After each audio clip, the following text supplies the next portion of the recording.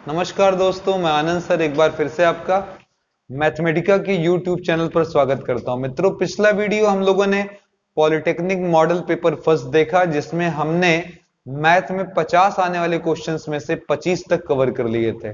आपकी बहुत सारी लाइक्स, बहुत सारे प्यारे कमेंट्स हमें मिल रहे हैं, इसके लिए हम आपका तहे दिल से आभार व्यक्त करते हैं। और आज उस कड़ी की दूसरा किस्त लेकर आए हैं, यानी कि 1 से 25 तक हो चुका था, तो अब 26 से 50 की बारी है। तो आइए बिना समय गंवाए प्रारंभ करते हैं सवाल को। सबसे पहला क्वेश्चन हमारा, राम श्याम तथा करण किसी काम को क्रमशः 60, 45 तथा 30 दिनों में पूर्ण कर सकते हैं। अलग अलग वे मिलकर उस कार्य को 5200 रुपए में पूरा करते हैं, तो राम को मिलने वाला धन क्या होगा। पहली बात समझ लें कि हमारे पास ऐसे सवाल का क्या जवाब है। जवाब ये है कि जो आदमी ज्यादा काम करेगा उसे ज्यादा पैसा मिलेगा, और ये हम कैसे जानते हैं, तो दक्षता से। और दक्षता होता क्या है, तो जवाब है सर, दक्षता व्युत्क्रमानुपाती होता है दिनों का। आप जो भी दिन ले रहे हैं उसके व्युत्क्रमानुपाती। तो इसलिए हम राम की, कामा श्याम की और करण की दक्षता का अनुपात लेंगे, इसी के अनुसार इनको मजदूरी दी जाएगी। दक्षता का अनुपात हमने लिखा और फिर कहा सर अब आराम से आप इसको सॉल्व कर सकते हैं। 1/60, 1/45 और 1/30। तो 15 दूना 30, 15 तिया 45, 15 दूना 30, सॉरी ये 15 चौका 60, 4, 3, 2। अब ये बटे में अनुपात मजा नहीं देता, तो इन तीनों के लसापा से गुणा कर इस अनुपात को पूर्णांक में बदल लें। 4, 3 और 2 के लसापा 12 होंगे, तो 12, 12 और यहाँ भी 12 का गुणा, नीचे 4, 3 और 2, 4 तिया 12 और यहाँ पर 3 चौका 12, 2 छक्के 12। यानी कि हम कह सकते हैं कि राम को मिलेगा भैया 3x रुपया, श्याम को मिलेगा 4x रुपया, और आगे हमारे पास है करण, जिनको मिलेगा 6x रुपया। पर कुल रुपया है ही 5200 है, तो इन सभी का जोड़ अगर हम ले लेते हैं 3x, 4x और 6x का, तो 5200 आ जाएगा। और जिससे हल कर 6 4 6 4 10 3 13x, और फिर काट देंगे इसे, तो 13 चौका 52, 400 रुपए x की वैल्यू आ गई। अब हमसे पूछा जा रहा है राम को कितना मिला, तो उत्तर हुआ सर राम का मान हमारे पास 3x के बराबर है, और इस x के जगह हम चाहें तो 400 रख दें, तो हमारा जवाब हो जाएगा 1200 रुपए, यानी कि ऑप्शन संख्या हमारा हो जाएगा सी। ठीक है, बहुत इंपॉर्टेंट क्वेश्चन था। इसके बाद वाला उससे भी ज्यादा इंपॉर्टेंट क्वेश्चन है, क्योंकि बात किया जाए अगर पॉलिटेक्निक एंट्रेंस में आने की, तो ये बार बार सवाल हमारे पूछे जाते हैं, इन पर गौर करना है। ठीक है, ये दोनों बहुत बहुत इंपॉर्टेंट क्वेश्चन है। सवाल है 4 घंटियां एक साथ 8 बजे बजती हैं, यदि वे सभी 4 सेकंड, 8 सेकंड, 12 सेकंड, 16 सेकंड के अंतराल पर बजे, तो कितने देर बाद, आगे तो उसने पूछा छठवीं बार, मैं पूछना चाहता हूं पहली बार कब बजेंगे। क्योंकि अगर पहली बार आप जान गए तो फिर उसी टाइम को बढ़ाते चले जाइए, छठवीं बार भी हो जाएगा। लेकिन ध्यान दें, यहां पर सबसे इंपॉर्टेंट बात कि हमसे पूछा गया छठवीं बार कब बजेगी एक साथ। तो आइए जरा ध्यान देते हैं, इस क्वेश्चन की तरफ चलते हैं।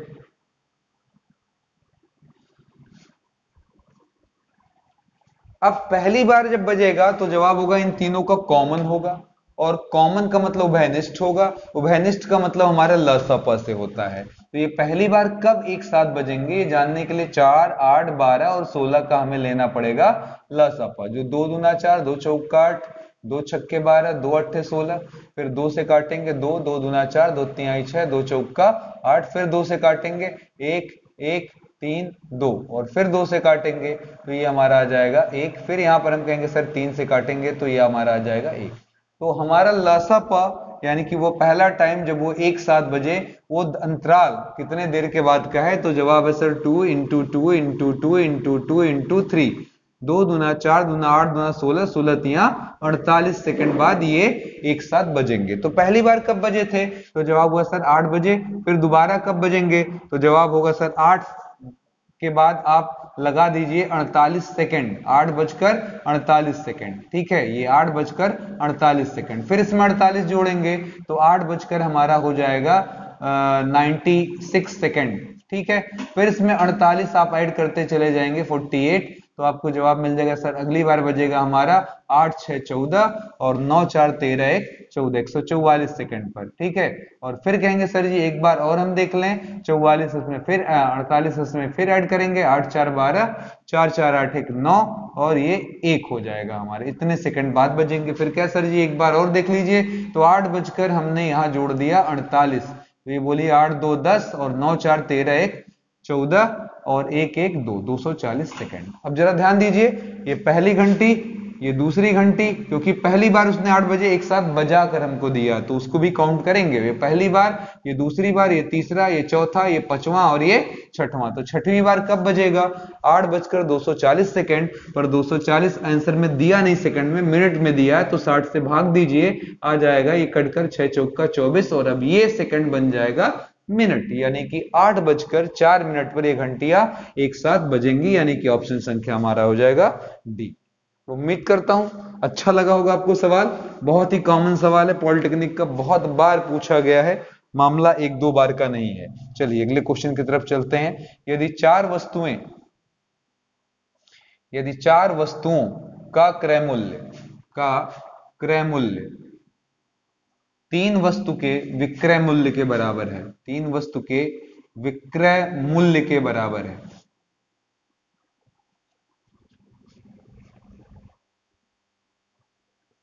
तो लाभ प्रतिशत क्या होगा? ठीक है, लाभ प्रतिशत क्या होगा? ठीक है, बहुत ही सिंपल है मामला। ऐसे सवालों को लगाने के लिए देखिए आंसर भी हमको दिया है 33 सही 1/3%, 11 सही 1/9%, 66 सही 2/3% और 9 सही 1/11%। आप पहले इस सवाल को ध्यान से पढ़िए, इनका दाम तो दिया नहीं है। चार वस्तुओं का क्रय मूल्य तीन वस्तुओं के विक्रय मूल्य के बराबर है, तो लाभ प्रतिशत क्या होगा? तो जरा हल में आइए। यहां पर ऐसे सवाल में ना दे तो मान लें एक वस्तु का क्रय मूल्य आप मान लीजिए अपनी सुविधा के लिए 1 रुपए, ठीक है। तो ये बताइए चार वस्तुएं हमारे पास, चार वस्तु का क्रय मूल्य क्या हो जाएगा? 4 रुपए। पर हम चार वस्तु खरीदते हैं, लेकिन हम क्या करते हैं, चार वस्तु का क्रय मूल्य तीन वस्तु के विक्रय मूल्य के बराबर है। अंडरलाइन करिएगा, तीन वस्तुओं के विक्रय मूल्य के बराबर है। चार वस्तुओं का क्रय मूल्य तीन वस्तुओं के विक्रय मूल्य के बराबर है, तो लाभ प्रतिशत क्या हुआ? तो हमने मान लिया था कि वस्तु का दाम 1 रुपया था, तो 1 रुपए की वस्तु हो गई। चार वस्तु खरीदना हो तो 4 रुपए हो गए, मतलब ये हमारा क्रय मूल्य हुआ। पर ध्यान दीजिएगा, अभी यहां पर अंडरलाइन करने वाली बात ये हुई कि हमारा एक वस्तु कै रुपए का है, तो जवाब है सर एक वस्तु हमारी कै रुपए की है, तो जवाब है 1 रुपए की। अब हम एक वस्तु का दाम अगर निकाल लें तो वही परसेंटेज, जैसे मैं अगर एक पेन बेचने में 10% का लाभ पाता हूं, तो ऐसी दो पेन बेचूंगा तब भी इस दोनों को मिलाकर 10 ही। क्यों?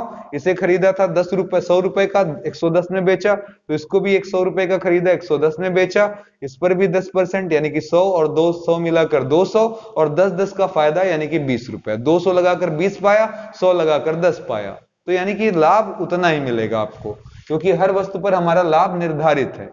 तो एक वस्तु के लिए निकालिए, तो हमारे हिसाब से एक वस्तु हम 1 रुपए में बेचते हैं, जबकि चार वस्तु का क्रय मूल्य तीन वस्तु के विक्रय मूल्य के बराबर है। अब यहां पर देखिएगा इंटरेस्टिंग चीज यही है, इस लाइन को एक बार दो बार आप और रीड करेंगे तो कॉन्सेप्ट आपके समझ में आ जाएगा कि मेरा एक वस्तु के लिए विक्रय मूल्य कितना होने वाला है।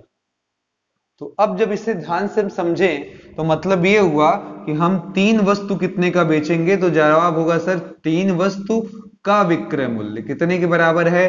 तो ध्यान से देखिएगा, बराबर 4 की क्रय मूल्य के, यानी कि चार वस्तु का क्रय मूल्य। तो अब यहां से हमें मिल जाएगा कि मित्रों हमारा ये 4 रुपया हो गया, क्योंकि एक वस्तु मैंने 1 रुपए का मानी तो 4 रुपया हुआ। अब यहां देखिए तीन वस्तु का विक्रय मूल्य, तीन वस्तु का विक्रय मूल्य कितना हो गया हमारा? 4 रुपए। इसलिए एक वस्तु का अगर कोई पूछे विक्रय मूल्य कितना, तो जवाब है 4/3 रुपए। ठीक है, तो ये हो गया हमारा विक्रय मूल्य। अब यहां देखिए इसको काटेंगे तो 1.33 आएगा, यानी कि हम 1 रुपए से ज्यादा में बेच रहे हैं, यानी कि लाभ होगा। अब आप पिछले वीडियो में पढ़ चुके हैं लाभ प्रतिशत क्या होता है? विक्रय मूल्य माइनस क्रय मूल्य, ठीक है, और बटे में क्या हो जाएगा हमारा क्रय मूल्य गुणे 100।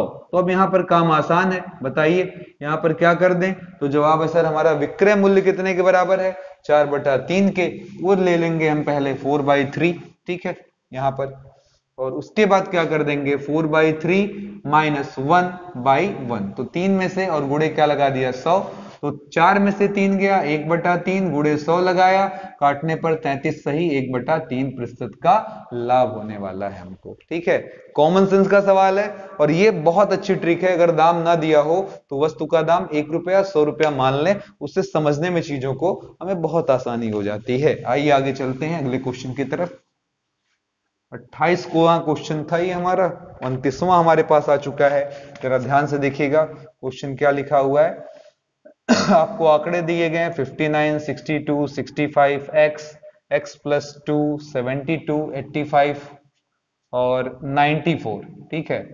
और इसकी माध्यिका कितना है, जवाब लिखा हुआ सर इसकी माध्यिका है 69, तो x की वैल्यू क्या होगी, ठीक है। ऑप्शन ए है 69, ऑप्शन बी है 68, ऑप्शन सी 67, ऑप्शन डी इनमें से कोई नहीं। माध्यिका निकालने का पैटर्न ये होता है मित्रों कि हम इसको अवरोही आरोही क्रम में पहले लिख लेते हैं। तो संजोग की बात हमारे पास है कि हमारा जो सवाल है वो हमारा आरोही यानी कि बढ़ते हुए क्रम में है। 59, 62, 65, x प्लस 2, 72, 85, 94, ठीक है। तो ये हमारा बढ़ते क्रम में है। अब माध्यिका का रिवाज क्या है, तो माध्यिका कहती है कि सर दो बातें हैं, n आपका सम है या n आपका विषम है, इस बात पर डिपेंड करता है। अगर सम हुआ तो हमारी माध्यिका का सूत्र होता है n/2वां पद, ठीक है, पद का मान, और प्लस n/2वें 2 + 1वें पद का मान, वे पद का मान, दोनों निकालकर डिवाइडेड बाई क्या कर देते हैं 2। और अगर ये विषम संख्या में है, n हमारा विषम है, तो हमारा सीधे सीधे माध्यिका हो जाता है n + 1/2वां पद, सीधे सीधे आ जाता है उसका मान, वे पद का मान, ठीक है।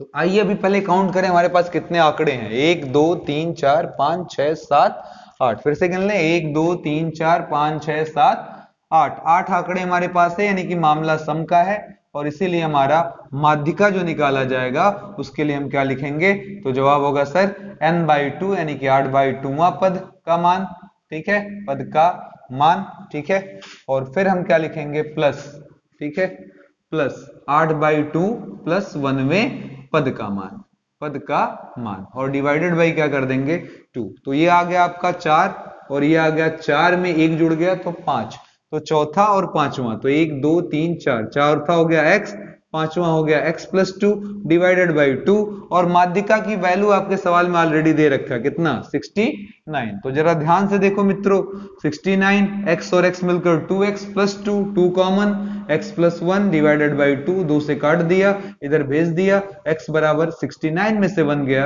आंसर हमारा आ गया 68। तो उम्मीद करता हूं आपको अपना ऑप्शन मिल गया होगा, ऑप्शन संख्या है बी यानी कि 68 के बराबर। तो बहुत आसान तरीका, मैंने पूरा सिस्टम भी आपको समझा दिया है, उम्मीद करता हूं आपको आराम से समझ में आ गया होगा। चलिए अगले क्वेश्चन की तरफ चलते हैं। क्वेश्चन नंबर 30, 3 के पावर x माइनस 3 के पावर x - 1 बराबर 18 है। यदि ऐसा है तो क्वेश्चन है कि ये बताइए x के पावर x की वैल्यू क्या होगी। Option A 18, option B 27, option C 9, option D 81, ठीक है। तो घातांक करणी के नियम लगाते हैं। घातांक करणी का नियम कहता है कि a के पावर m + n हो तो उसे लिखा जा सकता है a के पावर m और a के पावर n, मतलब उसको तोड़ कर भी बांट कर भी लिखा जा सकता है। तो आइए जरा इस सवाल की तरफ चलते हैं। क्या लिखा हुआ है, 3 के पावर x, 3 के पावर x - 1 बराबर 18, तो इसे लिख सकते हैं 3 के पावर x, इसे 3 के पावर x और 3 के पावर -1 बराबर क्या लगा सकते हैं 18। अब आप आराम से देख सकते हैं कि यहां से हम 3 के पावर x को क्या ले सकते हैं, कॉमन निकाल सकते हैं। तो हमने यहां से 3 के पावर x को कॉमन निकाल लिया, अंदर बचा 1 माइनस 3 के पावर कितना -1, जिसे लिखा जा सकता है 1/3 बराबर 18। अब यहां पर बाई 1 लगाइए, ऊपर आएगा 3 के पावर x, 3 में से 1 गया, 2/3 बराबर 18, 2 9 18, इसका गुणा किया तो ये हो जाएगा 3 9 27, जिसे 3 के पावर 3 लिखा जा सकता है। ठीक है, अब ये बताइए जरा मुझे कि अगर दोनों का आधार समान है तो घात भी क्या होगा, बराबर, यानी कि x बराबर क्या हो जाएगा 3, और हमें निकालना है इसकी वैल्यू, तो जवाब है सर x के पावर x, यानी कि 3 के पावर 3, 3 गुणे 3 गुणे 3, 3 त्रिक का 9 त्रिक 27। तो ऑप्शन संख्या हमारा क्या हो गया, बी। ठीक है, अगले क्वेश्चन की तरफ चलते हैं। इसका भी संबंध घातांक करड़ी से है। यदि 4 के पावर x प्लस वाई बराबर 1 तथा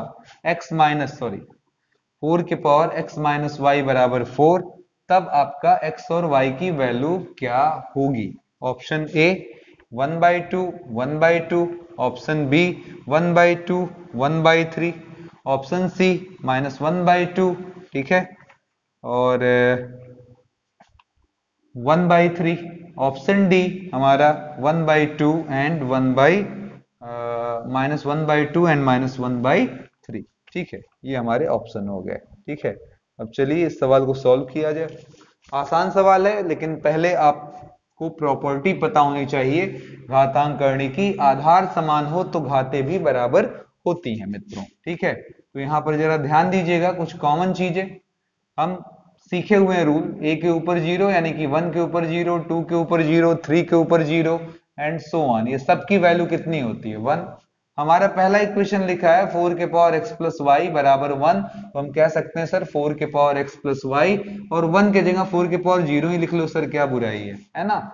नीचे आ जाओ जरा, दूसरा इक्वेशन 4 के पावर x माइनस वाई बराबर 4 लिखा है, तो आप कह सकते हैं सर 4 के पावर x माइनस वाई बराबर 4 के power 1। Base same power same, ठीक है, बेस सेम पावर सेम। तो पहला इक्वेशन x प्लस वाई बराबर 0 और दूसरा इक्वेशन हमारा x माइनस वाई बराबर 1। अब equation number 1, equation number 2 on adding मतलब जोड़ देंगे तो y y कटेगा, 2x बराबर 1, x बराबर 1/2, और अगर घटा दें, ठीक है, तब बताइए माइनस प्लस माइनस x कटेगा, 2y बराबर -1, y बराबर -1/2। तो x की वैल्यू 1/2 और y की वैल्यू -1/2। ये था ऑप्शन आपका, ये वाला ऑप्शन संख्या क्या हो गया, ए। ठीक है, चलिए अगले क्वेश्चन की तरफ चलते हैं। अगला क्वेश्चन हमारा है 32, जहां पूछा गया है log 2 और फिर लिखा है log 2 बेस में, सभी जगह बेस में है, 16 लिखा और फिर एक ब्रैकेट लगाया और पूछा सर इसकी वैल्यू क्या होगी। Option A 1/2, option B 1/3, option C 1/4, option D 1। तो इसकी वैल्यू कितनी आने वाली मित्रों, चलिए आइए देखते हैं क्या कर सकते हैं हम यहां वापस आएंगे सवाल के पास, और पहले आपको याद कराएंगे कि log a और बेस में b हो तो ये हो जाता log a by log b। यही फॉर्मूला ये भी कहता है कि log a है बेस में a है, मतलब दोनों अंक सेम है, तो ये आएगा log a by log a, जो कट कर एक दूसरे को 1 हो जाएगा। ठीक है, जैसे आपका लिखा रहे log 3 बेस में 3, log 4 बेस में 4, log 2 बेस में 2, तो इन सभी का आंसर क्या है 1। दूसरा रूल आपके लिए ये है कि log m के ऊपर n लगा हो तो हमारा ये n कहां जाता आगे, ये बन जाता है n log m। ठीक है, तो हम इन दोनों का सदुपयोग यहां करने वाले हैं। सवाल अंदर से बाहर की तरफ लगेगा, तो यहां देखिएगा हल में क्या कर देना हमको, log 2 log 2 log 2, 16 को 2 दूना 4 दूना 8 दूना 16, 2 के पावर 4 लिखा जा सकता है। अब इस 4 को अगर हम आगे उतार दें तो जो होगा सर log 2 4 log 2 और बेस में क्या है 2। ठीक है, अब ये बताइए अगर दोनों बेस सेम है तो इस पूरे की वैल्यू कितने के बराबर आ जाएगी, 1 के। हम इसे लिख सकते हैं log 2 log बेस में 2 और फिर यहाँ 4 इंटू 1 यानी कि 4 आ जाता है। ये 4 को हम लिख सकते हैं फिर 2 के पावर 2, इस 2 को कहां पहुंचा दें तो जवाब है सर आगे, तो ये हो जाएगा log 2 यहाँ बगल में 2, फिर log 2 बेस में 2, फिर मैं कहूंगा सर इसकी वैल्यू कितनी हो गई 1, तो हमें आ रहा log 2 इंटू 1 बेस में 2, फिर देखिए log 2 बेस में 2, आंसर फिर से क्या आ गया 1। तो हमारा सही ऑप्शन है ऑप्शन संख्या डी। तो उम्मीद करता हूं ये 32 क्वेश्चन तक सारे सिस्टम आपको समझ में आ गए हों। अब हम 33वें क्वेश्चन की तरफ चलेंगे। ठीक है, आइए 33 क्वेश्चन में आए, 33वें में आए, जरा ध्यान से देखिए क्या खासियत है इस क्वेश्चन में। मित्रों बहुत सारे दोस्त मेरे परेशान हैं कि सर बहुत सारा ये वो मॉडल पेपर तमाम डाल दीजिए। ये मॉडल पेपर बहुत अच्छे हैं, इसलिए मैं बोल रहा हूं क्योंकि इससे आपको थॉरली चैप्टर्स पर छोड़कर मॉडल पेपर पर फोकस हूं, जिससे आपको पूरे सिलेबस का थॉरली रिवीजन हो जाए और आपको ये भी पता चल जाए क्या इंपॉर्टेंट है।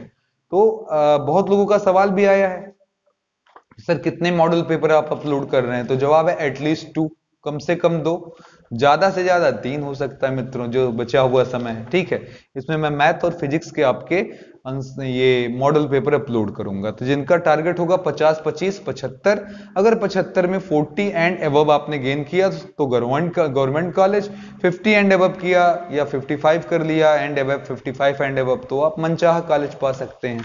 आइए चलते हैं क्वेश्चन नंबर 33 के पास, जहां लिखा हुआ है कि यदि log 9 बेस में a बराबर 2, फिर log 8 बेस में b बराबर 3, तब क्वेश्चन फिर वहां पूछा गया कि log b और बेस में a की वैल्यू क्या होगी। ऑप्शन दिया हुआ हमको log 2 बेस में 3, log b log 3 बेस में 2, log c log 4 बेस में 3, ऑप्शन डी हमारे पास है log 3 बेस में 4। ठीक है, अब ये लगाने से पहले मैं आपको समझा दूं, अगर आपके पास log है, a है, b है बराबर c है, आप log हटाना चाहते हैं, इस b को यहां भेज दीजिए, a बराबर हो जाएगा b के पावर c। फिर से समझ ले, log a बेस में b है, सामने c है, इसको यहां पहुंचा दें, b के पावर क्या आ जाएगा c। ठीक है, चलिए क्वेश्चन में आते हैं हम लोग।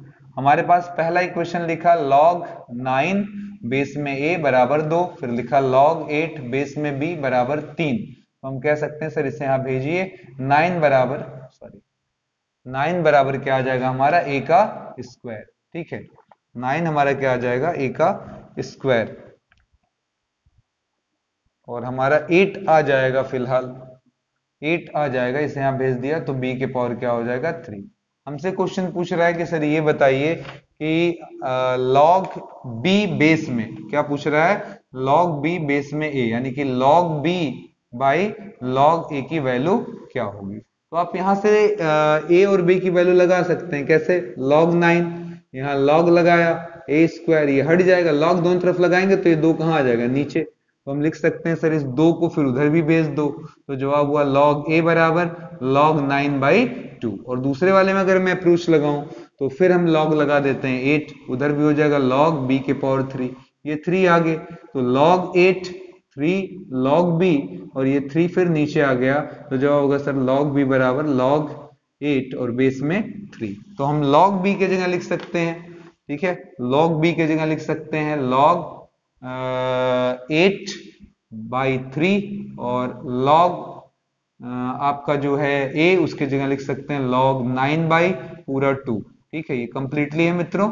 यहाँ जरा ध्यान दीजिए, 8 को लिख सकते हैं 2 का क्यूब, नीचे कितना है 3, इस 9 को लिख सकते हैं 3 का स्क्वायर, नीचे 2, ये 3 आगे आ जाएगा तो 3 log 2/3 हो गया, और यहाँ पर जो 2 आगे आ गया तो 2 log 3 हो जाएगा बाई 2, तो ये देखिए आराम से कट गया, ऊपर log 2 बटा log 3। अभी अभी मैंने आपको समझाया था कि अगर आपको log a बेस में b लिखा है तो मतलब हुआ log a by log b, और log a by log b है तो उल्टा देखिए log a बेस में b, तो log 2 और बेस में क्या आ जाएगा 3। ठीक है, ऑप्शन अपना टिक कर लीजिए, ऑप्शन संख्या क्या हो गया हमारा ए।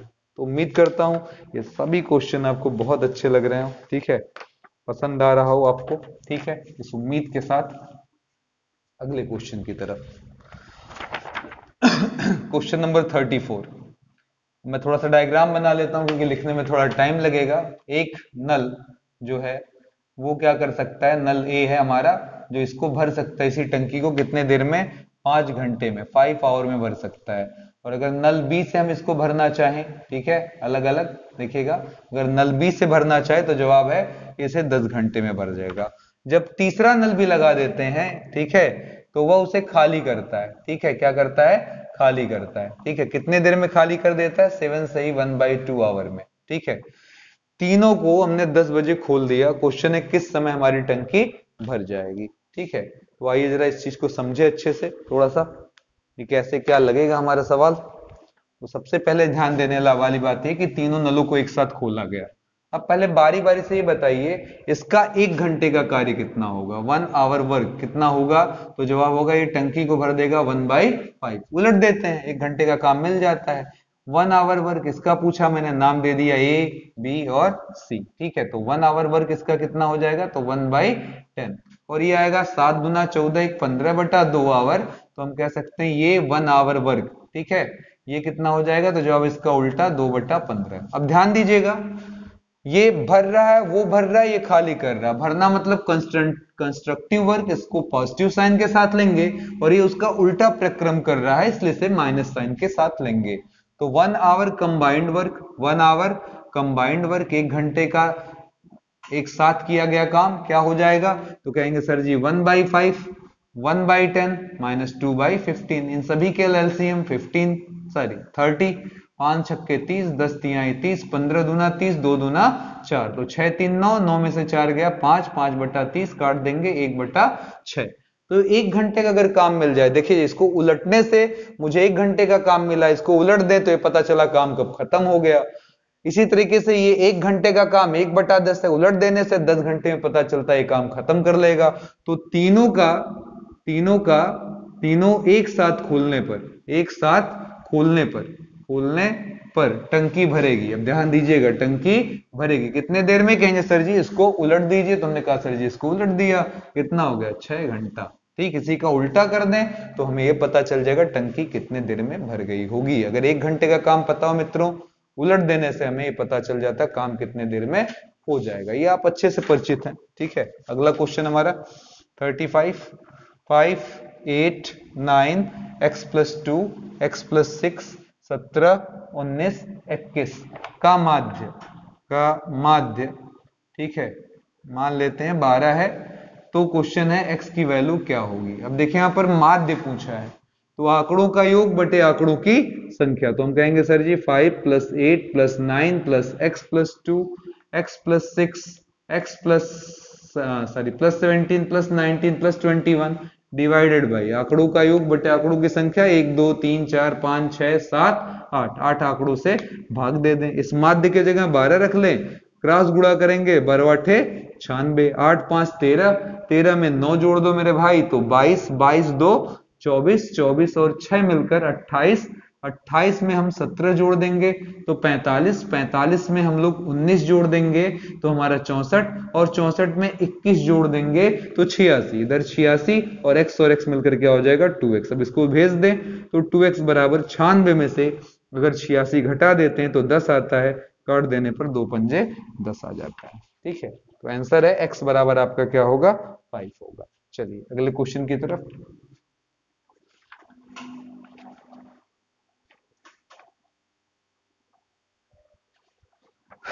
क्वेश्चन अगला हमारा 36, 15 छात्रों का औसत भार 30 किलोग्राम है, और यदि उसमें टीचर को मिला लें, यानी कि अध्यापक को मिला लें, टीचर का भी भार मिला लें या सम्मिलित कर लें, मिला लें, तो औसत एक बढ़ जाता है। अध्यापक का भार क्या होगा। ठीक है, चलिए यहां पर आते हैं, ऑप्शंस की बात करें, ए है 52 kg, option B 56 kg, option C 42 kg, option D 46 kg। ठीक है, ये आंकड़े रहे हमारे पास। आइए पहले ये लाइन पढ़ें। 15 छात्र हैं, छात्र को हम स्टूडेंट बोलते हैं तो एस से दिखा देंगे संकेत। तो हमारे पास पहला आया कि 15 छात्रों का औसत 30 है, तो 15 छात्र यानी कि आंकड़ों का योग बटे आंकड़ों की संख्या, S1 S2 करते हुए 15 और डिवाइडेड बाई 15, ये इनका माध्य हुआ। और इसकी वैल्यू कितने के बराबर है, जवाब है सर 30 के। तो इसको इधर भेज दें अगर, तो हमें पहला संबंध मिल गया कि S1 S2 और S15, 15 तिया 45, 450 है सर। ठीक है, अब कहता है अगर इसी 15 के साथ एक 16वां भी ले लें जिसे हम टीचर बोल देते हैं टी से, तो अब आंकड़े हमारे थे 15 और टीचर बढ़ने के नाते एक और हो गया यानी कि 16, और माध्य हमारा पहले से एक बढ़ जाता, 30 और 1 मिलकर क्या 31। तो हम इसका गुणा कर दिया, तो यहाँ 16 तिया 48, 480 और 16 एक्का में 16। इधर देख लीजिएगा जरा, यहाँ क्या बचा हमारे पास, S1 S2 करते हुए S15 और प्लस टी लगा हुआ है। तो अगर मैं इतने पर गौर करूं तो जवाब है सर मेरे पास इतने का आंसर मौजूद है, कितना है 450 प्लस टी बराबर 480 धन 16। तो हम 450 यहां से घटा देंगे तो टी बराबर हमारा हो जाएगा सर, यहां से बचा 30 और 16 मिलकर कितना हो जाएगा, 30 और 16 हो गया 46 किलोग्राम। ऑप्शन संख्या कौन सा, डी। काफी इंपॉर्टेंट क्वेश्चन है, कई बार पॉलिटेक्निक में इस तरीके के सवाल पूछे गए हैं। ठीक है, चलिए अगले क्वेश्चन की तरफ चलते हैं।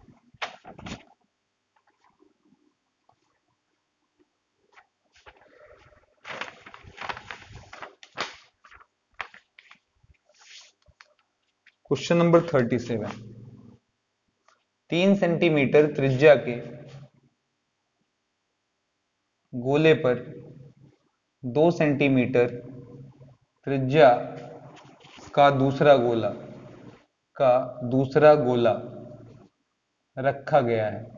रखा है। इसे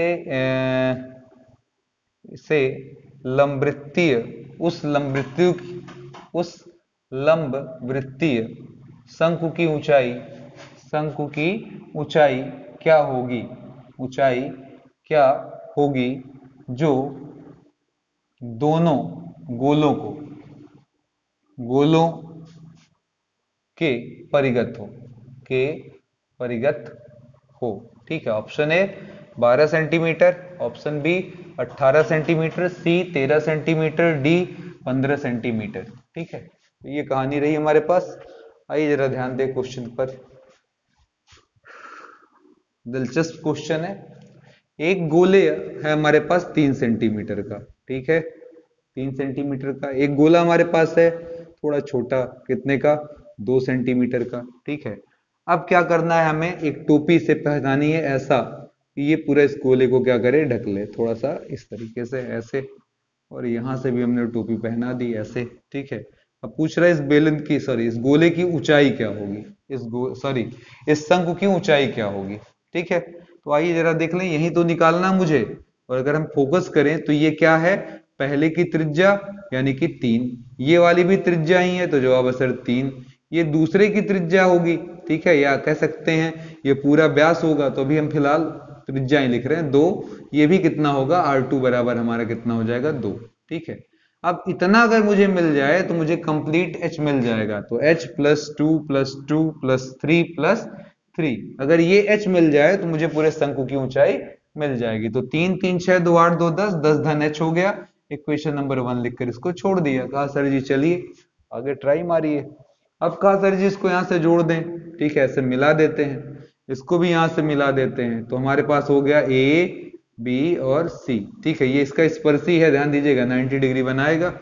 यहां पर हमने लिखा D और E, तो ये भी 90 डिग्री बनाएगा। ठीक है, तो हम कह सकते हैं त्रिभुज ABC तथा त्रिभुज ADE और ABC, ये 1 है, ये आपका पूरा 2 है। में गौर करें तो C वाला कितने डिग्री का है, 90 डिग्री का, E भी कितने का है, 90, बोथ 90। ठीक है, दोनों 90 के हैं। फिर कहते हैं सर ये जो एंगल है वो आपका इस छोटे वाले में भी पड़ता है और बड़े वाले में भी, मतलब 2 बार पड़ता है, तो एंगल ए दोनों का क्या है, कॉमन। और आपको पता है कि अगर ये 2 एंगल बराबर हो गए तो इसका मतलब तीसरा एंगल कौन बचा इसमें, तो जवाब है ए सी, बचा कौन, बी, एंगल बी। और उसमें बताइए ई और ए हो गया, तो आपका बचा कौन, एंगल डी। ये भी आपस में बराबर हो जाएंगे। ये नियम होता है कि 2 कोण बराबर हुए तो तीसरा त्रिभुज में अपने आप बराबर हो जाएगा। इसलिए हम कह सकते हैं CAB हमारा त्रिभुज समरूप है किसके, तो त्रिभुज EAD के। अब जरा ध्यान से देखिए, यहां हम कह सकते हैं पहले और दूसरी भुजा का अनुपात, यहां भी पहली दूसरी भुजा का अनुपात, यहां बोल सकते हैं दूसरे और तीसरे का क्या है सर जी, ठीक है, दूसरे और तीसरे का AB/AD। फिर क्या सर जी, पहले और तीसरे का, हम कहे हाँ सर जी पहले और तीसरे का, तो BC और D। ठीक है, अब इसमें क्या आपके पास है आराम से, तो जरा डायग्राम देख लें। AB की वैल्यू आपको है आपके पास, इधर देख लें जरा ध्यान से, ये पूरी AB कितने की है, 2 + H की। तो यहां देखिएगा ये वाला यूज करने जा रहे हैं, 2 + H इसके जगह। AD यहां तक तो 3 और 4, 7, 7 + H ये हो गया। और वो देखिए क्या इसमें हम बता सकते हैं, तो लिखा सर CA और EA, तो यहां देखिए CA, यहाँ है EA, ये वाला, तो ये मुझे नहीं मालूम। अब यहां पर ये मेरा इसका काम नहीं पड़ पाएगा। BC देखें, BC ये है, ये त्रिज्या ही तो है, इसे 2 कह सकते हैं, वृत्त की क्या है, सॉरी गोले की क्या है, त्रिज्या। ये आपका R2 रहा, और ये आपका पहले गोले की त्रिज्या जो कि कितना रहा, 3, तो हमने लिखा सर 2, ये हो गया और ये हो गया 3। फिर से देख लें, हमने ये किसकी जगह लिखा, क्या है सर जी, BC, BC की वैल्यू कितनी है 2, AD जिसकी वैल्यू कितनी है 3। कोई दिक्कत इसमें? अब आराम से आप इसको सॉल्व कर सकते हैं, क्रॉस गुणा कर कर और h की वैल्यू निकाल सकते हैं। तो 3 दूना 6 प्लस 3h और 7 दूना 14 धन 2h, तो इधर लाइए उधर भेजिए, h बराबर 14 में से 6 गया 8 सेंटीमीटर। तो अब बताइए जरा कितना हो जाएगा, यहाँ पर जब हम 8 रखेंगे तो कुल ऊंचाई, इसकी जगह पर जब हम 8 रखेंगे तो हमारी कुल ऊंचाई 10 और 8 मिलकर 18 सेंटीमीटर हो जाएगा। ठीक है, चलिए क्वेश्चन नंबर 38 की तरफ चलते हैं। ठीक है, तो बोर्ड पर हमारे आ चुका है क्वेश्चन नंबर 38, जहां क्या लिखा हुआ है, अक्षों तथा रेखा x cos alpha y sin alpha बराबर sin 2 अल्फा हो तो त्रिभुज का क्षेत्रफल क्या होगा, इनके द्वारा बना क्षेत्रफल क्या होगा। आप सभी जानते हैं x by A y by B बराबर 1 हमारे रेखा का अंतःखंड रूप होता है। अगर इसके डायग्राम की बात करें तो ये x पर a का अंतःखंड काटता है और y पर b का। तो यही कॉन्सेप्ट हमें बनाकर इस सवाल पर आना है, हमला बोलना है। तो बोलिए जरा, इसे अंतःखंड में बदलने के लिए दाहिने तरफ क्या होना चाहिए, 1। तो यहाँ 1 लाने के लिए हमें क्या करना होगा, जवाब होगा इंटू 1 लगाइए और इसको नीचे भेज दीजिए सभी के। तो ये हो जाएगा x साइन अल्फा नीचे साइन 2 अल्फा, ठीक है, और प्लस y कॉस अल्फा और नीचे हो जाएगा आपका साइन 2 अल्फा। ठीक है, बराबर कितने के है, 1 के है। ठीक है, अब बताइए जरा, यहां पर हम लिख सकते हैं x साइन अल्फा और साइन 2 अल्फा का formula 2 sine alpha cos alpha. फिर आगे बढ़े y कॉस अल्फा, फिर नीचे लिखा 2 साइन अल्फा और कॉस अल्फा बराबर 1। तो साइन से साइन कटा, यहाँ cos से cos, तो x बाई ए ये मेरे लिए किसका काम कर रहा है, a का। ये y बाई b ये मेरे लिए किसका काम कर रहा है मित्रों, ये मेरा पूरा b का काम कर रहा है। ठीक है, तो x by A y by b, diagram clear हुआ कि सर ये जो a है वो कितने के बराबर है, 2 cos अल्फा के, यहां से यहां तक। और ये जो भाग है आपका ये b है जो कि कितने के बराबर है, 2 साइन अल्फा के। ये एंगल 90 होता ही है, ये आपका x अक्ष है और ये ऊपर वाला आपका क्या है, तो जवाब है सर ये y अक्ष है। तो बताइए एक समकोणी त्रिभुज में त्रिभुज का क्षेत्रफल का फॉर्मूला क्या होता है, जवाब होता है सर हाफ गुणे आधार गुणे ऊंचाई। ठीक है, तो यही लगा देते हैं और देखते हैं क्या आता है। तो हाफ आधार 2 cos अल्फा, ऊंचाई 2 साइन अल्फा, ठीक है, इंटू 2 साइन अल्फा, ये हो जाएगा हमारे पास। तो ये 2 कट गया, 2 sine alpha cos alpha, formula होता है साइन 2 अल्फा, साइन 2 अल्फा का फॉर्मूला ये बन गया। तो जवाब हो गया ऑप्शन सी, साइन 2 अल्फा। ठीक है, चलिए अगले सवाल की तरफ चलते हैं। एक विद्यार्थी घर से यदि स्कूल 5 किलोमीटर प्रति घंटा की चाल से जाता है तो 15 मिनट देर से पहुंचता है। ठीक है, और यदि 6 किलोमीटर प्रति घंटा की चाल से जाता है तो 15 मिनट पहले पहुंचता है। स्कूल से घर की दूरी क्या होगी, 4 ऑप्शन आपके पास है, 12 किलोमीटर, 10 किलोमीटर, 15 किलोमीटर और 20 किलोमीटर। तो आइए जरा देखें, ये सवाल काफी इंपॉर्टेंट आपके पॉलिटेक्निक एग्जाम के लिए, बहुत जबरदस्त इंपॉर्टेंट सवाल। आइए देखते हैं जरा क्या है हमारे पास। तो जवाब है सर एक लड़का 5 की स्पीड से जाता है। चलिए एक बात भी मान लेते हैं, घड़ी जरा मान लीजिएगा, एक एज्यूम कर लीजिएगा कि स्कूल क्या बजे लगता है, 10 बजे। इससे चीजों को समझना थोड़ा आसान हो जाता है। तो चलिए स्कूल जा रहा है, किस स्पीड से जा रहा है, यहां से निकला 5 किलोमीटर प्रति घंटा की चाल से, स्कूल की दूरी नहीं मालूम, x किलोमीटर। तो बताइएगा जरा, दूरी बराबर चाल गुणे समय, तो x बराबर 5 गुणे t1, तो t1 बराबर हो गया x बाई 5। लेकिन वो स्कूल पहुंचा कितने देर से, 15 मिनट विलंब से। ये मैंने एज्यूम किया केवल 10 बजे, आप मन करे 8 बजे मान लीजिए, मुझे प्रॉब्लम नहीं। तो वो लेट हो गया, कितने बजे पहुंचा, 10:15 पर। 10 बजे पहुंचना था, पहुंचा 10:15 पर। आगे चलिए, दूसरी स्थिति में क्या हुआ, उसने अपनी स्पीड बढ़ा ली, 6 किलोमीटर प्रति घंटा कर ली और फिर वो चला x किलोमीटर के लिए। ठीक है, तो फिर कहेंगे दूरी बराबर चाल 6, समय t2। वाकई समय बदलेगा क्योंकि आपने चाल बदला, तो t2 बराबर x बाई 6। फिर मैंने बोला राइट टाइम तो 10 बजे था, ठीक है, लेकिन ये लड़का 15 मिनट पहले पहुंच गया। 15 मिनट पहले मतलब घड़ी पीछे आएगी, 15 मिनट तो क्या हो जाएगा, तो जवाब होगा सर 9:45। कितना हो जाएगा, 9:45। तो अब आप देख सकते हैं समय अंतराल दोनों में कितने का, ये आंकड़ा मैंने इसी ले लिया। अगर कोई 10 बजे माना तो 10:15 और 9:45, ये 2 टाइम मिला। अगर कोई 8 बजे ही मान लिया होता तो पहले 15 मिनट लेट होते, 8:15 पर पहुंच जाते, और यहाँ 15 मिनट पहले पहुंचते तो 7:45 पर पहुंच जाते, तब भी अंतर कितने का आता? आधे घंटे का। तो ये केवल अंतर जानने का एक जुगाड़ है। तो हम कह सकते हैं सर समयांतराल कितना है? तो जवाब है सर दोनों के समयों अंतरालों में 30 मिनट का अंतर है। 9:45 और 10:15 के बीच में कितने घंटे का अंतर है? आधे घंटे का। तो जवाब हुआ सर समय अंतराल निकालने के लिए क्या करें हम? के बड़े में से छोटा वाला घटा दीजिए समय अंतराल, t1 माइनस t2 कर दीजिए, ठीक है। और ये टोटल कितने के बराबर? 30 मिनट के। पर 30 मिनट है, हम घंटे में कर लें क्योंकि ये सभी कुछ घंटे में दिया हुआ है।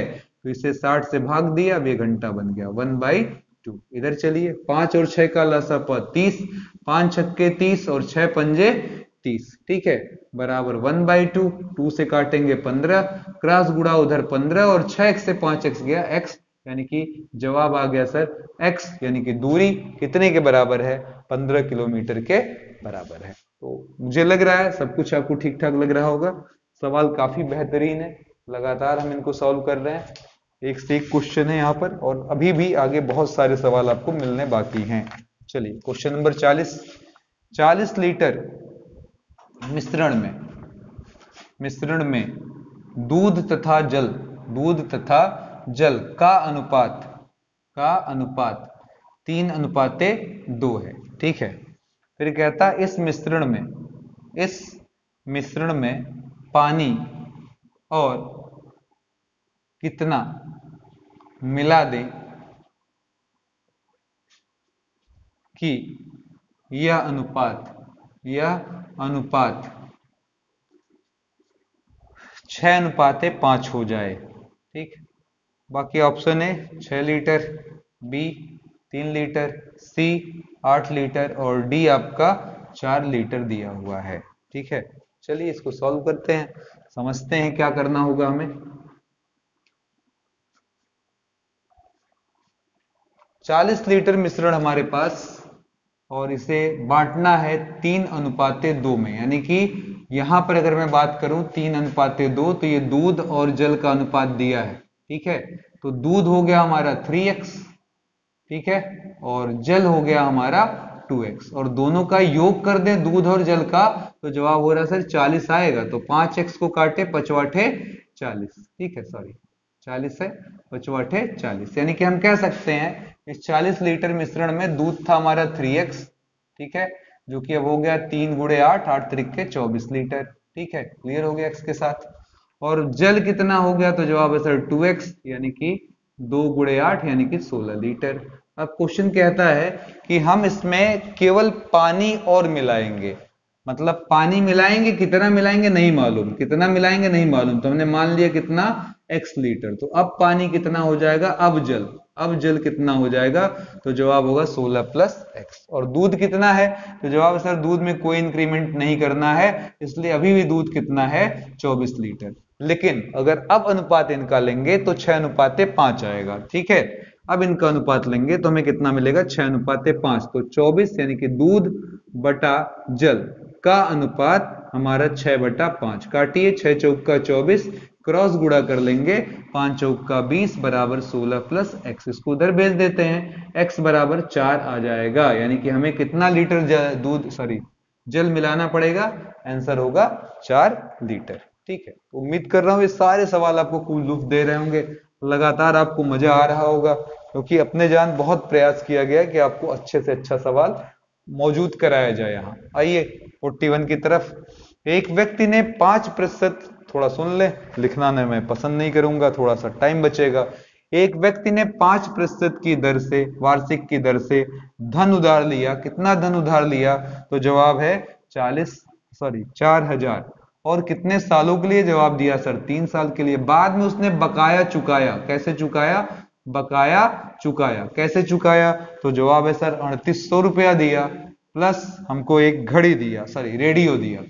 पूछ रहा है इस रेडियो का मूल्य कितना था, ठीक है। फिर से देख लीजिएगा, एक आदमी ने 5% की दर से 4,000 रुपया 3 साल के लिए उधार लिया, और जब उधार चुकाने का समय आया तो उसने 3800 रुपया दिया और कहा भैया कुछ कैश मेरे पास कम पड़ रहा है, रेडियो ले लो। क्वेश्चन है रेडियो का मूल्य क्या होगा। तो सवाल ये होगा कि सर इस पूरे सवाल का पहले निकालें कि 3 साल में ब्याज सहित क्या आपको देना पड़ेगा। तो मूल तो देना ही पड़ेगा प्लस ब्याज देना पड़ेगा और ये सब जोड़ आपका 3800 प्लस रेडियो आएगा। सही है। अब यहां पर ब्याज का मतलब हुआ हमारा साधारण ब्याज से मतलब हमारा PTR बाई क्या 100 लग जाएगा। तो P है हमारा 4000 और ब्याज के लिए हमने लिखा यहां पर 4000 P के जगह, T के जगह 3, R के जगह 5 और नीचे लगाया 100। ये 2 जीरो काटा, आगे 3800 और रेडियो का मूल्य मालूम नहीं तो x लिख लिया। चलिए इसको इधर ले आते हैं। x बराबर कितना हो जाएगा हमारा 4000 में से 3800 गया, ये आ गया 200 और इधर 5 तिया 15, 15 चौका 60 यानी कि 600। तो कुल मिलाकर हमारा रेडियो कैसे रुपए का आ गया। जवाब है सर 800 रुपए का, यानी कि रेडियो हमारा 800 का रहा होगा। हमें चुकाना था कुल 4000 प्लस 600 यानी कि 4600 रुपए। 3800 मेरे पास कैश थे तो मैंने रेडियो देकर वो जो कमी थी उसे पूरा किया। 800 रुपए की कमी थी वो पूरा हुआ, यानी कि रेडियो की अनुमानित जो लागत या मूल्य है वो हमारा 800 रुपए है। आगे चलते हैं। क्वेश्चन नंबर 42, बहुत अच्छा सवाल। 2 अंकों की संख्या, इसे मैं लगाऊंगा नहीं, आपको बताऊंगा कि आप ट्रिक से कैसे लगा सकते हैं। 2 अंकों की संख्याओं का योग, ठीक है, कितना है 5 है, ठीक है। और कहता है यदि संख्या का क्रम बदल दें। देखिए हमें ऑप्शनल सवाल लगाने रहता है तो प्रोसीजर हर बार जाने ये जरूरी नहीं होता है। बदल दें तो नई संख्या, इस सवाल में यही ट्रिक बहुत काम करेगा क्योंकि लगाकर ज्यादा समय लगेगा, लेकिन बिना लगाए ट्रिक से ये 2 मिनट में हमें पकड़ में आ जाएगा। कम प्राप्त होती है, 9 कम प्राप्त होती है तो वह संख्या है, वह संख्या है। ऑप्शन ए हमें दिया हुआ है 14, option B 41, option C 32, option D दिया है 50। तो देखिए पहले शर्त देखिए, दोनों संख्याओं का योग मान लेता हूं अगर वो एक्स वाई होता तो इसका मतलब x प्लस वाई 5 आना चाहिए, ठीक है। तो अब इस ऑप्शंस में मैं अगर ध्यान दूं तो 1 और 4 को जोड़ने पर भी 5, 4 और 1 को जोड़ने पर भी 5, 3 और 2 को जोड़ने पर भी 5, 5 प्लस 0 को भी जोड़ने पर 5। हम केवल ऑप्शन चेक करेंगे, मैं अपने आप आंसर मिल जाएगा, यानी कि सर सभी 5 आ रहे हैं, ठीक। तो हमारा आंसर कौन सा, उसके लिए अगली लाइन पढ़िए। यदि संख्या का क्रम बदल दें तो नई संख्या पहले से 9 कम होगी। अगर इसका क्रम बदल दिया यानी कि y इधर x इधर तो वो पुरानी संख्या से 9 कम होगा, यानी कि पुरानी संख्या से 9 घटा दें तो नई संख्या मिल जाएगी। फिर से सुनिएगा, पुरानी संख्या से 9 घटा दें तो हमें ये नई संख्या मिल जाएगी। तो वह संख्या क्या है, ठीक है। तो चलिए जरा यहां पर देखते हैं क्या स्थिति हमारे लिए बनती है। जवाब हुआ सर 14 में से अगर हम 9 घटा दिए तो ये 1 अंक का आ जाएगा और मेरे सवाल में साफ लिखा है कि ये 2 अंक का, यानी कि ये ऑप्शन तो नहीं हो सकता। अब यहां पर आ जाए, अगर मैं 41 में से अगर 9 घटा दूं तो दूसरी संख्या मिल जाएगी। तो जवाब होगा सर 41 में से मेरा 9 गया तो आ जाएगा 32, यानी कि एक संख्या 41 और एक उलटने पर एक हमारी 32, ठीक है। तो यहां पर क्लियरली अगर मैं ध्यान दूं सवाल पर तो यहां पर हम क्या पाएंगे, एक मिनट, वेट, ठीक है 32 पाएंगे, ठीक है। तो यहां पर देख रहे हैं सर इन दोनों के अंतर में 9 तो आ रहा है इन दोनों के अंतर में 9 तो आ रहा है, ठीक है। तो अंतर तो 9 है, लेकिन मित्रों अगर मैं ध्यान दूं तो 41 का उल्टा करने पर 14 आएगा या 32 का उल्टा करने पर 23। तो ये उल्टे तो एक दूसरे के नहीं, इसलिए ये ऑप्शन भी नहीं हो सकता। अगले ऑप्शन की तरफ बढ़ते हैं। 32 था तो 32 में से 9 घटाया 23। अब ये मेरे ऑप्शन दिख रहे हैं तो इसमें 32 का अगर क्रम बदलूं तो ऑब्वियस है 23 ही होगा और 23 का उल्टा 32 होगा। अंतर 9 है भी दोनों के बीच में, तो ऑप्शन कौन सा सही हो गया, सी। केवल आपने सवाल पढ़ा और उसको आजमा लिया। सबसे पहले योग 5, 4 1 5, 4 1 5, 3 2 5 5, सब में 5 आ रहा था। हमने कहा आप घटाओगे तो एक दूसरे के उल्टा संख्या मिलेंगी, तो यहां घटाए पर 5 आ रहा जो उसकी उल्टा है नहीं। 41 का उल्टा 32 नहीं है, लेकिन 32 का उल्टा 23 जरूर है जो उधर दिख रहा है, ठीक है। तो चलिए अगले सवाल की तरफ बढ़ते हैं। क्वेश्चन नंबर हमारा 43 सवाल है किसी समांतर श्रेणी का पीवा पद 1 बाई क्यू और क्यूवा पद 1 बाई पी है। तो क्वेश्चन है तो पी क्यूवा पद है क्या है option A 0, option B 1, option C P plus Q by P Q, option D है नन, इनमें से कोई नहीं। ठीक है, तो चलिए जरा याद करते हैं पुरानी बातें थोड़ी सी। समांतर श्रेणी का nवां पद क्या होता है, ये मेरे लिए नोन फॉर्मूलों में से है, आप सभी ने हाई स्कूल में भी पढ़ा है। तो समांतर श्रेणी का nवां पद क्या होता है, हमारा जवाब होता है sir a plus n minus one into D. Same इसी पैटर्न पर समांतर श्रेणी का क्या निकाल लें, पीवां पद, तो क्या हो जाएगा a plus P minus one into D, इसकी वैल्यू है 1/q, ये बन गया मेरा इक्वेशन नंबर 1। और समांतर श्रेणी का क्यूवां पद भी बोल रहा है, तो जवाब हुआ सर क्यूवां पद के लिए फॉर्मूला हुआ a plus Q minus one into D, और ये हो जाएगा 1/p। तो हम पहले अगर सार्वंतर और प्रथम पद, a क्या होता है प्रथम पद, डी क्या सार्वंतर पता चल जाए, तो पी क्यूवां पद मेरे लिए आसान होगा। क्यूवां पद का फॉर्मूला क्या होगा, a plus P Q minus one into D, यही निकालना है।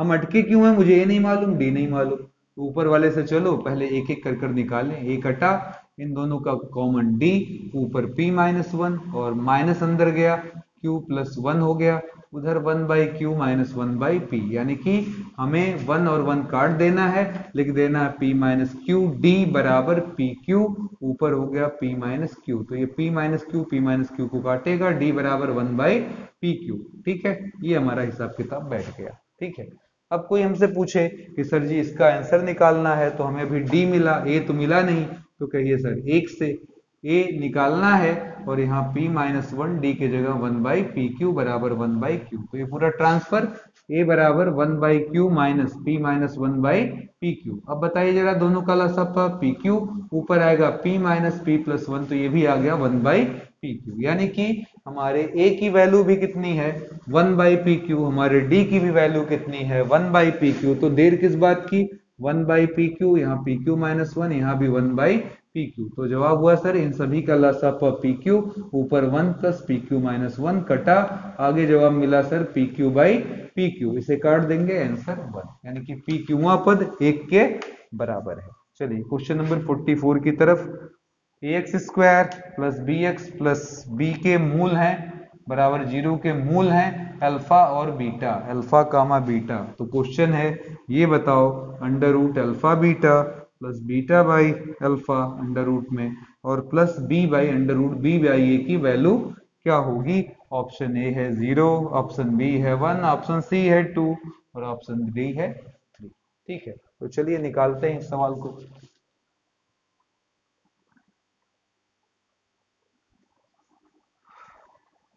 क्या लिखा है जरा ध्यान से पढ़ लें। क्वेश्चन है A X square B X plus B बराबर 0। याद करिएगा मूलों का योग और मूलों का गुणनफल। तो मूलों का योग क्या होता है, जवाब होता है बीच वाले पद के नीचे ये और साथ में माइनस, तो माइनस बी बाई क्या आ जाएगा ए। ठीक है, अल्फा गुणे बीटा क्या होता है, तो जवाब होता है सर सी बाई ए। ठीक है, तो जवाब हुआ सर सी का काम इस समय बी कर रहा है, ये ए है, बी के जगह बी है, सी के जगह क्या है बी, तो उधर तो ठीक है माइनस बी बाई ए, यहाँ सी बाई ए, सी का काम बी कर रहा था, लिख लिया। तो हमें ये दो वैल्यूज मालूम चल गई। अब मामला ये है कि सर आगे हमसे पूछा है ये सवाल कि under root alpha by beta plus under root beta by alpha plus under root B by A की वैल्यू क्या होगी। तो हम पहले इस पर फोकस करें। हम कहें सर जी यहाँ पर अगर हम ध्यान दें तो अल्फा और बीटा का लसपा under root alpha beta, beta से बीटा कटा, अंडर रूट अल्फा से अंडर रूट अल्फा गुड़ा अल्फा आ जाएगा।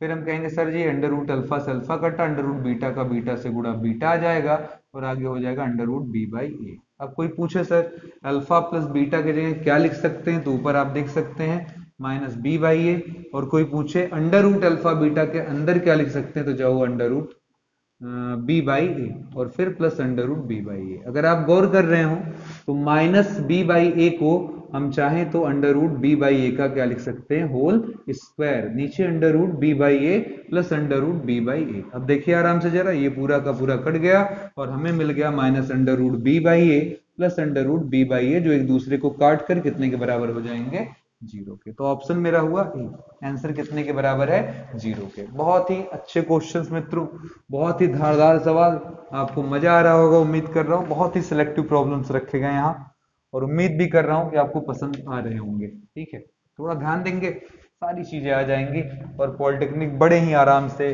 स्मूथली निकल जाएगा। X cube plus 1/x³ minus 2 का फैक्टर क्या होगा, का गुणनखंड क्या होगा। ऑप्शन नहीं लिख रहा हूं, बहुत बड़े बड़े हैं। तो यहां देखिएगा, यहां पर मैंने लिखा हल में कि सर जी अगर मैं इसे लिख दूं x³, ठीक है, इसे भी क्या लिख दूं 1/x³ चलेगा। इस 2 को हम थोड़ा सा झोल झाल करते हैं, इस 2 की जगह हम लिख लेते हैं -1, जिसे लिख सकते हैं -1/3, और एक -1 हमारे पास बच गया। तो आप जरा कुछ देखिए, इन 3 क्यूब को देखकर किसी की याद आ रही है? जवाब होगा हाँ सर, a³ + b³ + c³, ठीक है, -3abc बराबर कितना होता है, a + b + c, और आगे आता है a² + b² + c² -ab -bc -c, ठीक है। तो इधर देखिएगा मेरा सब कुछ प्लान तो हो गया सर, a³ मिल गया a³, b³ मिल गया b³, क्या c³ मिल गया, लेकिन ये नहीं मिला 3abc, कहेंगे वो भी मिला, जरा ध्यान से देखो, x³ 1/x का होल क्यूब -1 का होल क्यूब, ठीक है, और फिर क्या हुआ, माइनस लगाया, और यहाँ पर 1 है, 1 की जगह मैंने लिखा 3, a का मतलब है x से, b का मतलब 1/x से, और c का मतलब हमारा कितना हो जाएगा बाबू, c का मतलब हमारा -3abc, ठीक है, हमारा x कटा माइनस माइनस +3, ठीक है, 3 में से 1 गया +2।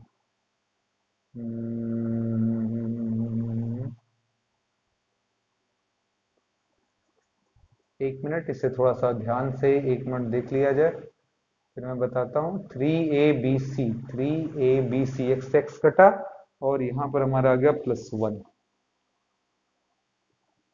फिर सही है, जरा ध्यान दे मित्रों, अगर मैं इसको काट देता हूं तो मेरा 3 आ रहा, 3 में से 1 गया तो +2 आ रहा, मुझे -2 चाहिए, तो थोड़ी सी एडजस्टमेंट, -2 चाहिए के लिए मैं यहाँ 1 लिख सकता हूँ, और यहाँ पर -3, ये भी देखिए सेट हो जाएगा, अब ज्यादा सही हो गया, सेट हो गया, देखिए -3 से 1 गया, कितना आ जाएगा -2, तो अब बन गया ये a³ b³ c³ -3abc, ये हमारे लिए a है, ये हमारे लिए b है, ये हमारे लिए c है, तो फॉर्मूला बना a + b + c, यानी कि x + 1/x + 1, फिर अगला हुआ x², फिर अगला हुआ b² का मतलब 1/x का स्क्वायर, c² का मतलब 1 का स्क्वायर, फिर पहले दूसरे का गुणा x × 1/x, फिर दूसरे तीसरे का गुणा 1/x × 1, और फिर पहले और तीसरे का गुणा यानी कि x × 1, तो ये हमारा ये हमारा कट गया, और आंसर आ गया हमारा, ये 1 1 भी कैंसिल आउट हो जाएगा सर, आंसर है x + 1/x + 1, अगले ब्रैकेट में x² + 1/x² minus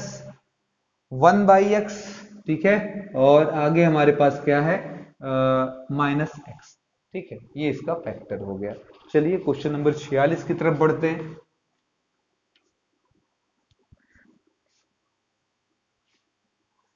question number 46 हमें बहुत ही दिलचस्प सवाल दिया है, आप अगर ध्यान दें तो बड़े ही आराम से लग जाएगा। 1/2 × 4, 1/4 × 6, ऐसे बढ़ते बढ़ते इसने लिखा है 2n × 2n + 2 का योग क्या होगा। कभी कभी ऐसे ऑफबीट सवाल आ जाते हैं, ये थोड़े कॉमन सेंस के होते हैं, अगर इनके बीच में गुणा गुणा दो पदों का है तो आप जनरली इनके बीच में माइनस क्रिएट कर कर देखें, अगर ऐसा आप कर सके तो समझ लीजिए कि सवाल लग जाएगा। अब जैसे यहाँ देखिएगा 2 और 4 वाला है, तो इसे लिख सकते हैं 1/2 - 1/4, और अगर हम चेक करें 2 और 4 का एलसीएम 4 ना लिखकर 2 × 4 स्टाइल से, ऊपर 4, 2 से कटेगा तो ऊपर 4, 4 से कटेगा ऊपर 2, 2/2.4 आ रहा है, तो मुझे तो 1 चाहिए, तो यहाँ 1/2 लगाकर ऐसे सेटअप कर लेंगे, ठीक है। अब देखिए अब सेट हो गया। इसको भी अगर करना चाहें तो कह सकते हैं सर 1/4 - 1/6, फिर लेस अप 4 × 6, यहाँ 6 - 4, 2/4 × 6 आ रहा है, ठीक है। अब बैलेंस साधना है, यहाँ पर हमें 2 नहीं चाहिए, 1 चाहिए, इसके लिए यहाँ पर 1/2 लगाने से काम चल जाएगा। तो लॉजिक समझ में आ गई है, यानी कि हर पद के बीच में माइनस लगाइए और 1/2 पीछे लगा दीजिए, तो 1/2 - 1/4, 1/2 कॉमन लिया, 1/4 - 1/6, 2 4 4 6, अगली बार 6 और 8, यानी कि 1/6 - 1/8, यहाँ 1/2, ऐसे चलते चलते चलते 1/2, लास्ट में वही 1/2n और 1/2n + 2। अब 1/2 हम पूरा कॉमन ले सकते हैं, अंदर 1/2 - 1/4 प्लस 1/4, यहाँ से देखिए 1/2 सब निकलता चला जाएगा, ध्यान दीजिएगा, -1/6, फिर 1/6 - 1/8 and so on 1/2n - 1/2n + 2।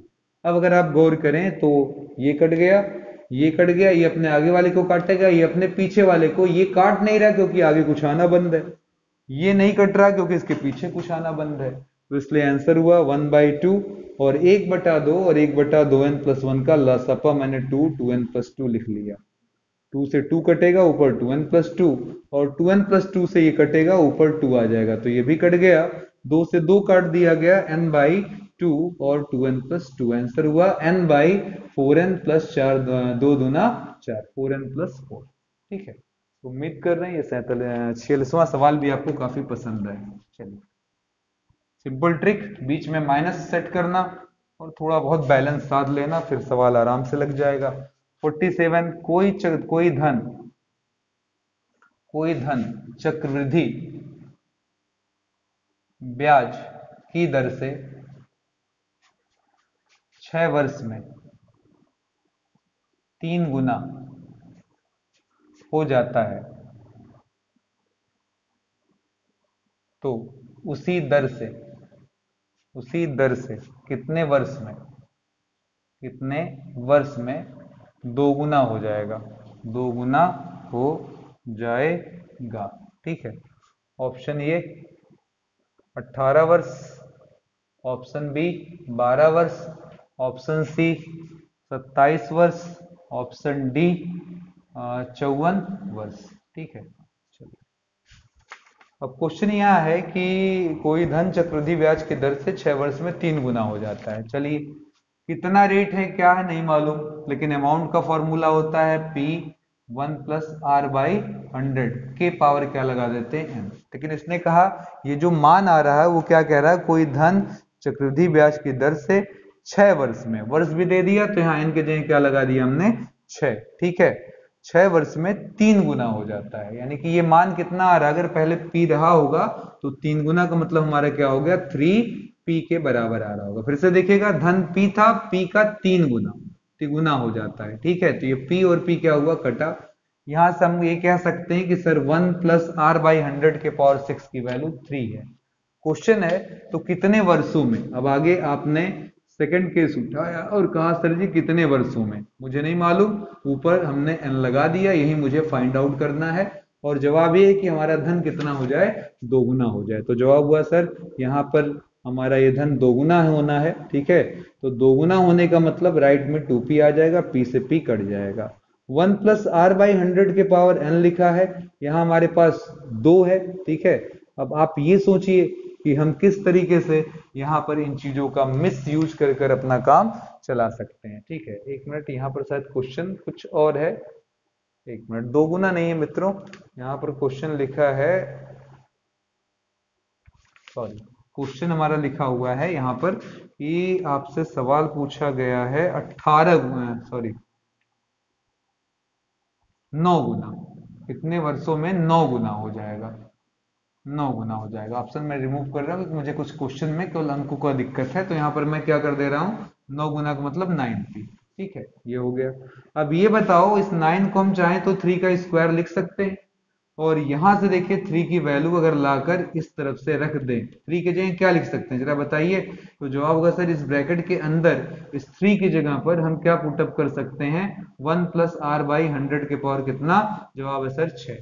ठीक है, तो अब ये हो जाएगा 1 + R/, ये हो जाएगा 1 + R/100 के पावर n, और इधर देखिए जरा 3, ये देखिए 6 दूना 12, 3 हटाकर हमने लिखा था, तो ये 6 दूना क्या हो गया 12, 1 + R/100 के पावर 12, आधार सेम, घात बराबर, n बराबर क्या आ जाएगा 12 वर्ष, यानी कि 12 वर्ष में आपका धन क्या हो जाएगा, 9 गुना हो जाएगा। ठीक है, चलिए अगले क्वेश्चन की तरफ चलते हैं। एक ऑब्जेक्टिव सवाल सुन लीजिए, बचत बैंक खाते पर ब्याज देय होता है कब। वहां 4 ऑप्शन रहेगा, अच्छे से जानते रहे, ऑब्जेक्टिव सवाल है 38वां, बचत बैंक खाते पर ब्याज देय कब होता है। तो किसी भी महीने की 10वीं से लेकर अंतिमवीं तारीख तक, यानी कि अगर वो 30 का महीना तो 30 तक, 31 का महीना 31 तक, तो 10 से लेकर महीने के अंतिम दिनों तक के बीच में हम ब्याज का परिकलन करते हैं। चलिए 49वें क्वेश्चन पर आ चुके हैं, जहां पर लिखा है ए तथा बी की आयु का अनुपात, वर्तमान आयु का अनुपात हमारे पास है 2:3। तथा 5 वर्ष बाद, 5 वर्ष बाद का अनुपात 4:5 है। ठीक है, तब ए की पूर्व आयु, पूर्व का मतलब हुआ वही वर्तमान आयु जो आपने लिखा है। ठीक है, तो ऑप्शन है 5 वर्ष, ऑप्शन बी 6 वर्ष, ऑप्शन सी 8 वर्ष, option D none. Easy question, ध्यान दें। अनुपात से अपना काम बनता नहीं मेरे भाई। ठीक है, तो अनुपात को सुधारना बड़ा जरूरी है। तो हम यहाँ क्या लिख सकते हैं कि ए अनुपाते बी का मतलब हो गया 2:3। ये वर्तमान की बात कर रहे हैं, ध्यान दीजिएगा, यही हमें निकालना भी है। तो ए का मान हो जाएगा 2x और बी का मान क्या हो जाएगा 3x। अब कह रहा 5 वर्ष बाद, तो यहाँ से 5 वर्ष आगे बढ़ोगे तो ये बताओ क्या हो जाएगा, इनकी आयु में 5 वृद्धि। ए हो जाएगा 2x + 5 का और बी हो जाएगा 3x + 5 का। और कहता अब अगर आप अनुपात निकालोगे तो क्या आएगा 4:5। अब चलो x की तैयारी कर लें। 5 दूना 10x, 5 पचे 25, 4 तिया 12, 4 पंजे 20, इधर गए इधर लाए। बताओ 12 में से 10 गया 2x और 25 में से 20 गया तो 5 वर्ष काटेंगे 2.5। x बराबर 2.5। हमें आंसर में ए की वर्तमान आयु देनी थी, ध्यान दीजिएगा, वर्तमान आयु। ए की वर्तमान आयु 2x यानी कि 2 × 2.5, आंसर आ गया 5 वर्ष। ठीक है, तो अब लास्ट क्वेश्चन की तरफ, जिसके साथ ये सेट हमारा पहला सेट कंप्लीटली खत्म हो जाएगा। सिंपल सवाल आपके लिए है तो मजेदार। मैंने क्या लिखा, 200 महिला प्रतिदिन 6 घंटा काम करके 30 दिनों में 500 चटाई बनाती। कितनी महिला